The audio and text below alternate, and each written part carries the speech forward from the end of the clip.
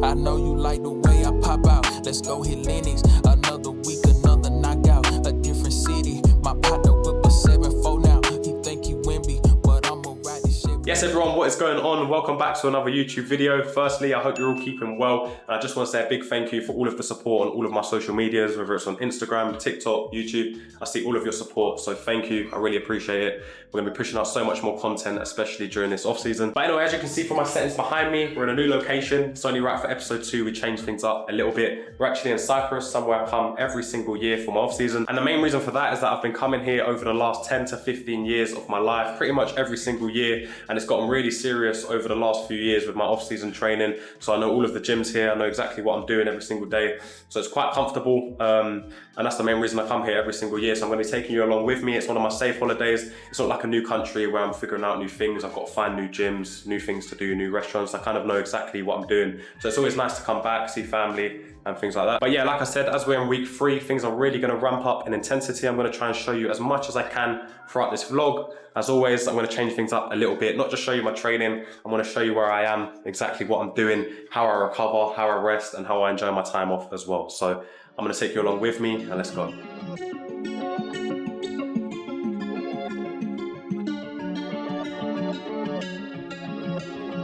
Right guys, as you can see, we're in the gym. We're gonna be doing a full upper body session. Not one of my regular ones where we're just focusing on strength. This is gonna be a pure power session. So I'm gonna be doing different exercises that you might not have seen before. As always, I'm gonna show you the reps and the sets as well. And I'll show you a full rundown of the gym as well. It's quite small, but there's quite a lot of equipment in here. So we're gonna get a good session in. As always, I'm gonna take you along with me. As always, in all of my YouTube videos, I always show you all of my sessions. So should stop talking because we're gonna get copyrighted, but let's get the session done.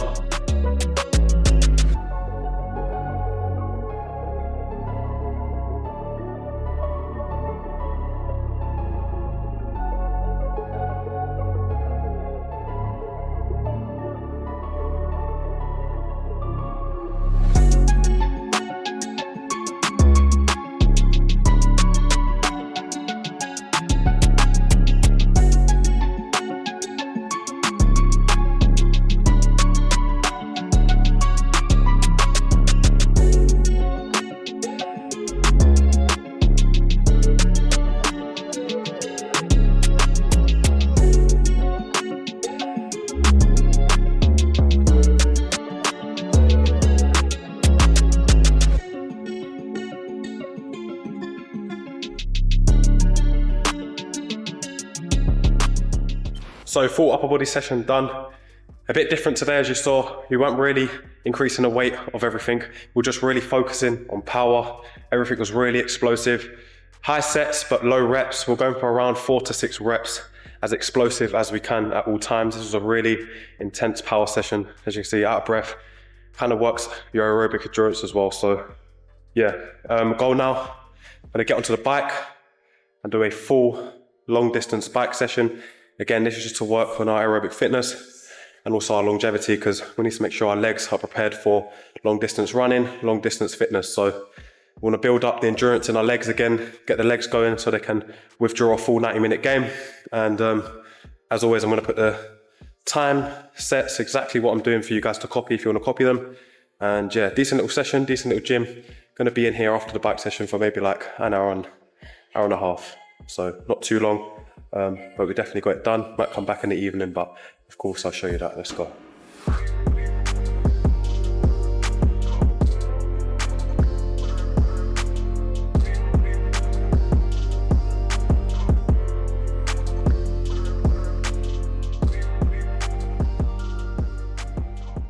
So down at the beach, as you can probably tell, really important obviously. I do speak about it a lot in all of my videos that obviously your recovery and rest, it's not just down to you putting your feet up and relaxing.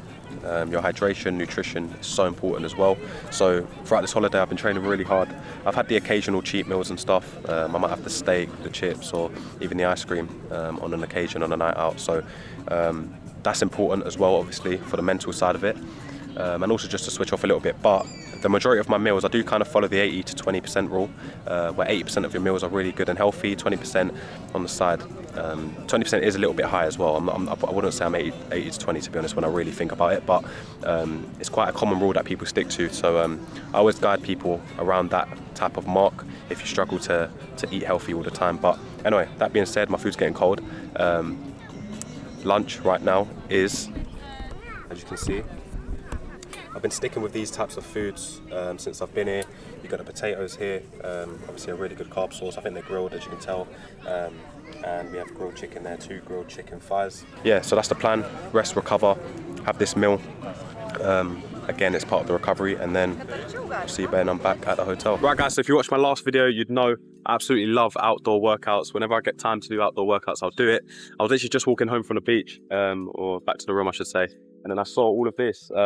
You know, there's a bar right here, the dip machine just here, and there's actually weights as well. It goes up to 40 kg, which is a bit crazy. I've been to some gyms that don't even have that many weights, so really cool actually, you know. Obviously no one takes it or anything. It looks like it's been here for a couple of years, which is really good. So you know, I'm like, have to get a little circuit going, a little session going as well. Gonna do a few pull-ups, a few dips, and yeah, more for the experience, you know. It's really good in the sun sometimes to just put some music on, get a session going quickly, and yeah, it's going to be all body weight. I ain't going to do any weights or anything at all, because we've done that this morning, so we're going to get a little bit going, and yeah, obviously I'll show you guys.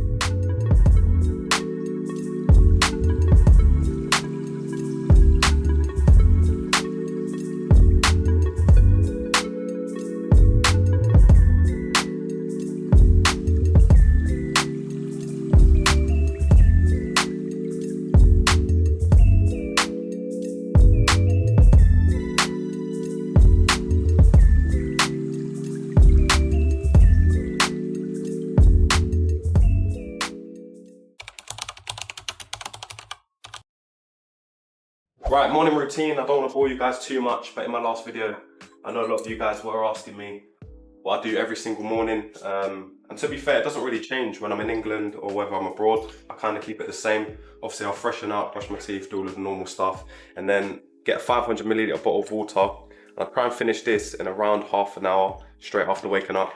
Obviously, scientifically it's proven you're really dehydrated once you wake up, so you need to rehydrate as quickly as possible. I also like to get all of my gym sessions done in the morning, so you need to make sure I'm fully hydrated for that. Obviously your performance levels drop when you're not hydrated, so get this water down us, and then go down for breakfast. Again, high in carbs, high in protein, and I'll speak later on in the video about how my nutrition changes as well. So yeah, really simple morning routine, nothing special, just hydrate, freshen up, look good, feel good, and then have breakfast, and yeah, simple, pretty simple as that. And then we go to the gym, obviously a bit later on. Yes guys, so as you can see, weather's a lot cooler than it was this morning, so I thought it was the perfect time to get a bit of a pitch run in.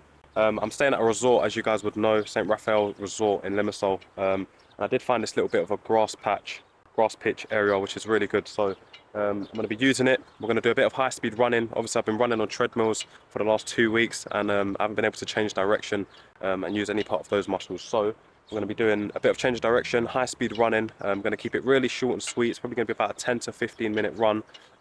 Really short, really intense.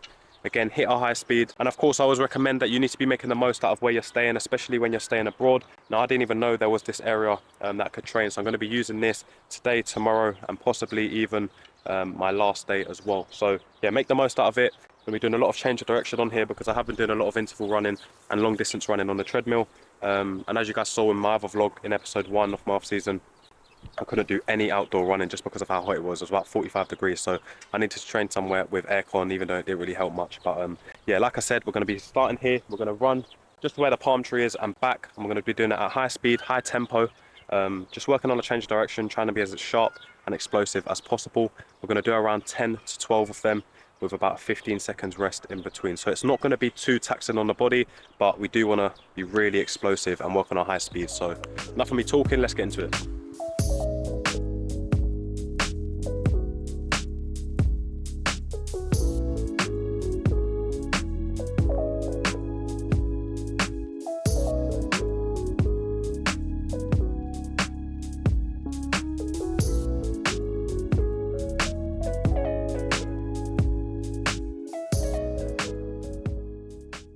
So that is that run done. Like I said, short and sweet. It was about a 12-minute run in total.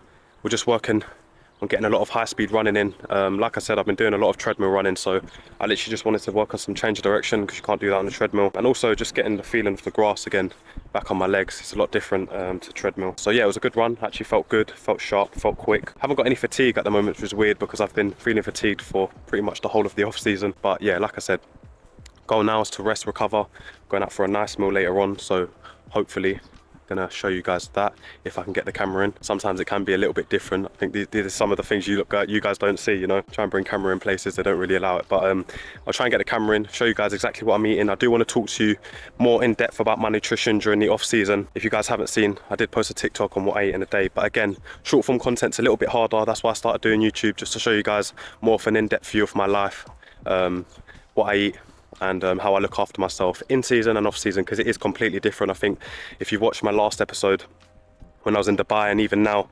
you can see how different my lifestyle is, especially during the off season, because it does drastically change. Nutrition changes, hydration changes, and also training changes as well. So also one other thing I wanted to touch on quickly, just because I have seen a lot of comments about it in my TikTok and Instagram videos, is asking me why I don't incorporate any ball drills, football sessions into my off season. And that's because simply it's early days. As you get along with my off-season program, there will be some football sessions on there for you to complete. Right now, the goal for me, because I didn't play much last year, is just to stay as fit as possible, and not even stay as fit as possible as well. I want to improve and get even fitter, so I'm returning to pre-season at my best, you know. You've got to remember, I train every single day. As a footballer, I'm doing passing drills every single day. Football drills, I'm doing extra work. And so throughout the whole in-season, whether it's 9 to 10 months, I am working really hard behind the scenes on my position-specific types of drills. Of course, during the off-season, I'm really working on my physical base, so I'm returning to pre-season as fit as ever and obviously strong and powerful as ever as well. So I just wanted to touch on that quickly because a few guys were asking how comes I'm not doing any football drills or anything like that, but it will start coming towards the end of the off-season. Right now it's all about just getting as much gym in as possible, as much fitness, speed drills in as possible, because like I said, you can't do too much gym during the season because you have so many games and so much training. So that's the main thing. Hope I cleared that up. Anyone has any more questions about it, drop me a DM on Instagram. If not, drop it in the comments of this video and I'll try and reply. But we do have a Q&A, little Q&A coming up. I have a few questions I want to answer as well coming up later in the video. So yeah, let's go.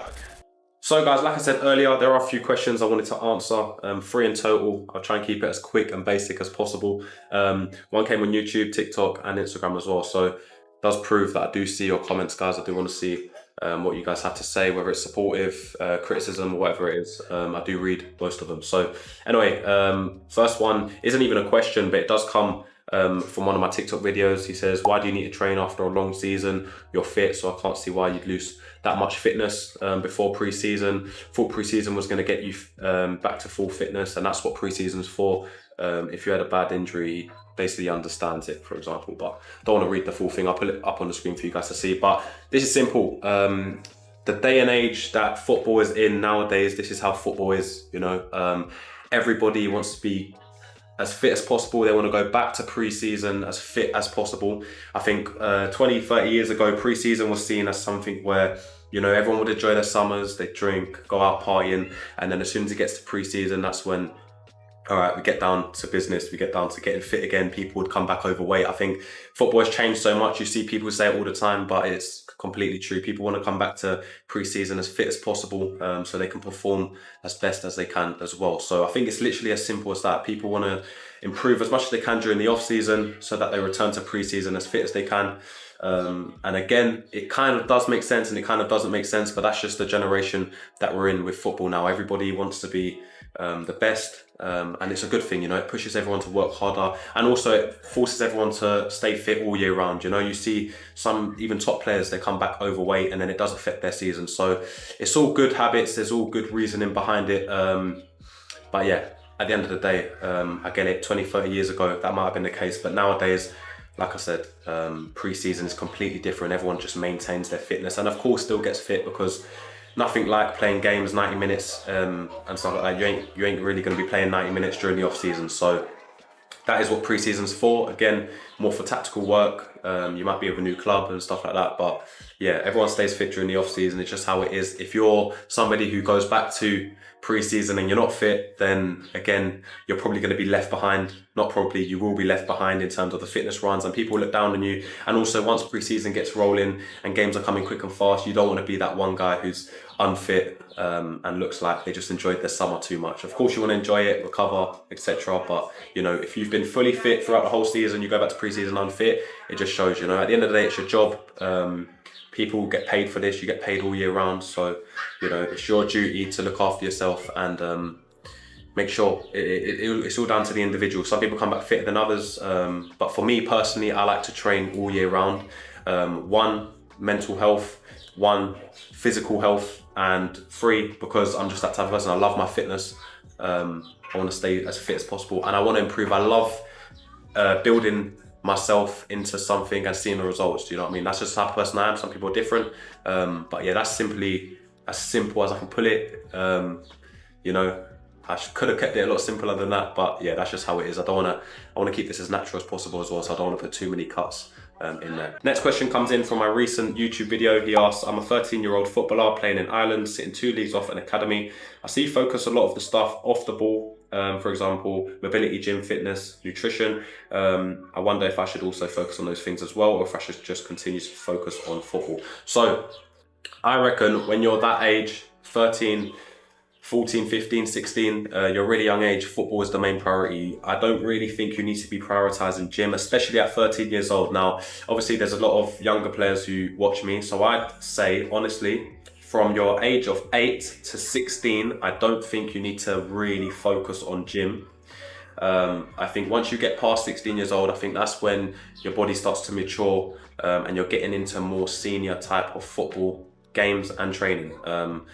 Especially once you get to about 17, 18, that's when you want to be trying to get men's experience. So I think that's when you should start focusing on gym and mobility and things like that, because once you're younger, your body's still developing and stuff like that. So I'll keep it as simple as that. I think once you're that age, football should be your only priority. I think now that I'm showing you guys so much of the off the pitch stuff, I think I've had a few comments like that in the past. Listen, I train all year round. I train really hard. I don't show the majority of my football sessions just because it's so generic and everybody posts that. I want to show you guys exactly what it's like off the pitch, because at the end of the day, as a footballer, football consumes your life. It consumes your lifestyle. I have to watch what I eat every single day.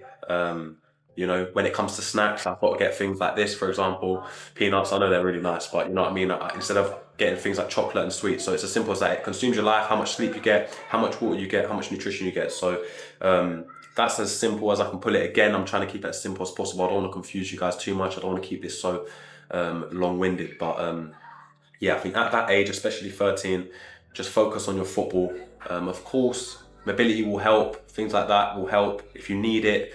If you're overweight, underweight, you know, mobility sessions, going to the gym will help. No harm in it, unless you're going and hitting exercises with the wrong form, then it could hinder your progress. So yeah, football sessions every day or every other day, try and get it in as much as you can, work on your technical ability, literally find a wall and do 1-touch, 2-touch passing, do position specific drills even at that age, just so you're getting comfortable with your position, and also work on other positions as well, because you never know where you can be playing. I've played about 6 positions last season and I'm still really young. So, you know, I'm still a footballer playing and stuff like that. So I'm still playing different positions and working out which one I really suit. So, you know, don't get too comfortable in my position, especially at a younger age. But yeah, do all of your drills, you know, technical ability is so important. And yeah. Now this one is an interesting one. How often do you have a cheat meal? So, you know, there's no right or wrong answer. I guess there is a wrong answer if you're having it too much, but yeah, during the off season is when I'll have the majority of my cheat meals. I try and enjoy it as much as I can, especially in the first week. And from week 1 to week 3 is when I'll have my most cheat meals, and then it starts getting a little bit more structured and I'll go back to my diet, my regular diet, which I have in the UK. But now onto the in season. How often do I have a cheat meal? Probably once every 2 weeks after a game. I spoke about it in one of my TikToks, but obviously after a game, your body's craving calories. You've just done so much distance. Your body needs anything to refuel, start the recovery process. You've burnt so many calories, covered so much distance. So literally at that point, you can have the pizza, you can have the burger, chips, whatever you might want, the Chinese food, whatever it might be, takeaway. So yeah, that's when I would have a cheat meal, straight after the game usually. And again, it completely depends on how much I'm playing. You know, if I'm playing 90 minutes every single week, then my body, cheat meal is not going to do anything to my body, for example. So that's as simple as it is. I try to keep it all really short. I don't want to talk and ramble on for too long. But yeah, obviously, if you guys want to see me answer more questions in future videos, let me know down in the comments. Ask me your questions. And yeah, I want to help you guys out as much as I can. So yeah, let's get on with the day. Right guys, so that is the end of the vlog. We've come towards the end of our second holiday this off season. Everything's going really fast, but I think it's because we're doing so much every single day. But that's the end of it. I'm flying home tomorrow morning. I'm gonna have to be getting up really early, which I'm not looking forward to, but time's about 9:30 right now, so gonna get a good sleep and then be up early in the morning, fly back to the UK. Heard the weather's not great, but it's what it is, you know, it's never really great in the UK. But anyway, I really appreciate if you made it to the end of this video. Drop a like, comment, subscribe to the channel. I really appreciate it. Let me know if you enjoyed this video and also what else you'd like to see. Apart from that, download my training app, link in my bio if you are a footballer. It's available on iOS and Android. I'm putting so much work into it over the last few months. And even on this holiday, I was still doing work behind the scenes. So download that, I really appreciate it. Subscribe to the channel if you're new, and I'll see you in episode 3.